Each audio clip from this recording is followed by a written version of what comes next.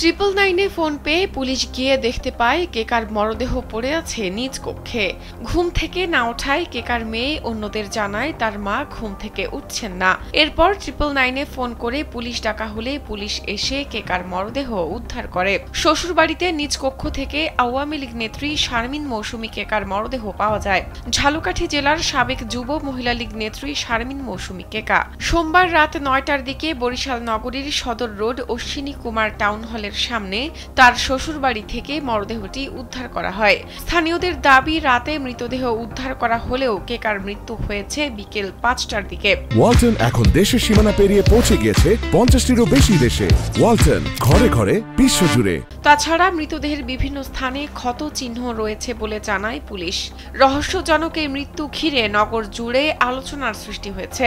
নিহত কেকা বরিশাল নগরীর সদর রোড এলাকার হিরণ আহমেদের লিটুর স্ত্রী ও ঝালকাঠি জেলার যুব মহিলা লীগের সাবেক সাংগঠনিক সম্পাদক ছিলেন। তিনি সাবেক মন্ত্রী আমির হোসেন আমুর ঘনিষ্ঠজন ছিলেন বলে জানায় স্থানীয়রা। নিহতের স্বজনদের অভিযোগ, কেকাকে তার শ্বশুর বাড়ির লোকেরা হত্যা করেছে।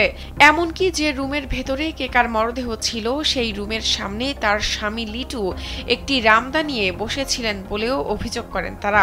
এই ঘটনায় পরিবারের পক্ষ থেকে মামলা করা হবে বলে জানিয়েছে কেকার স্বজনরা।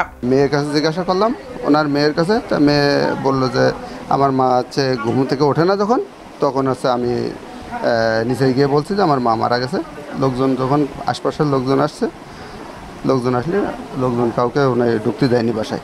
তারপরে 999 সংবাদ দিলে আমরা আসার পরে দেখলাম যে মহিলা পুলিশ দিয়ে চেক করানোর পরে এখন এই অবস্থায় আছে।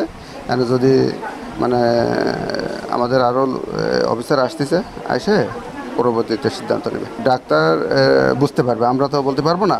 পোস্টমর্টম যদি হয়, পোস্টমর্টম হলে বোঝা যাবে।